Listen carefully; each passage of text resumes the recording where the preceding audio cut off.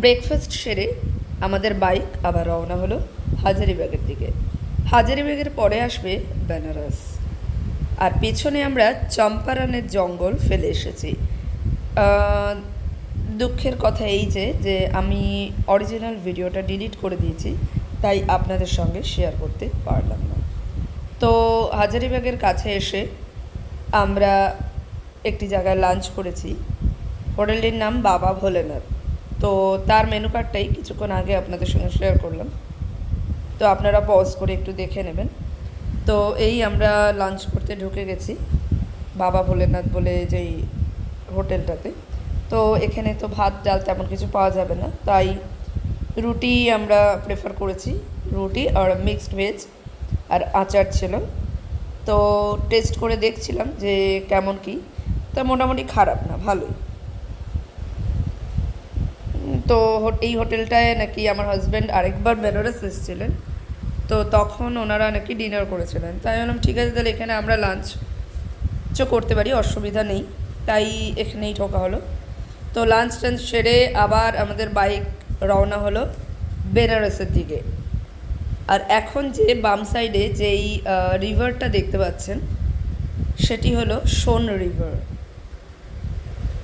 খুবই প্রশস্ত, কিন্তু অনেকটাই মানে চড় পড়ে গেছে, জল প্রায় নেই বললেই হয়। অবশ্য সামনে আরেকটা দিকে মানে অনেকটা দূরেই দেখা যাচ্ছে যে জল আছে। এই সাইডটা যেটা আপনারা দেখতে পাচ্ছেন সেই সাইডটায় জল ছিল না।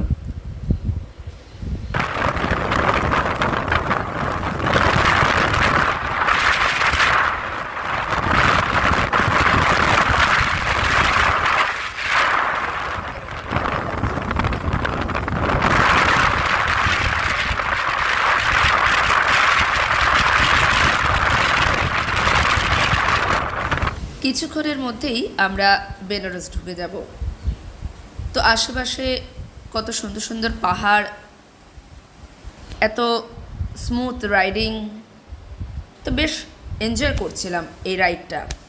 ভেবেছিলাম খুব কষ্ট হবে, কিন্তু মানে কষ্টের থেকেও এনজয়মেন্টটা বেশি হচ্ছিল। যখন এই পাহাড়গুলো চোখে পড়ছিল এত ভালো লাগছিল। আর রাস্তায় তো মানে খুব খারাপ রাস্তা ছিল না, যে কারণে আমাদের রাইডটা খুব স্মুথ হয়েছিল। এবার তো সন্ধে নামার পালা, সূর্য ডোবার সময় হয়ে গেছে। তো এই সূর্যের রঙটা কিন্তু আপনারা ভিডিওতে হলুদ দেখছেন, কিন্তু যখনই দেখুন গাছের ফাঁক ফাঁক দিয়ে সূর্যটিকে দেখা যাচ্ছিল, সূর্যের কালার কিন্তু রেড।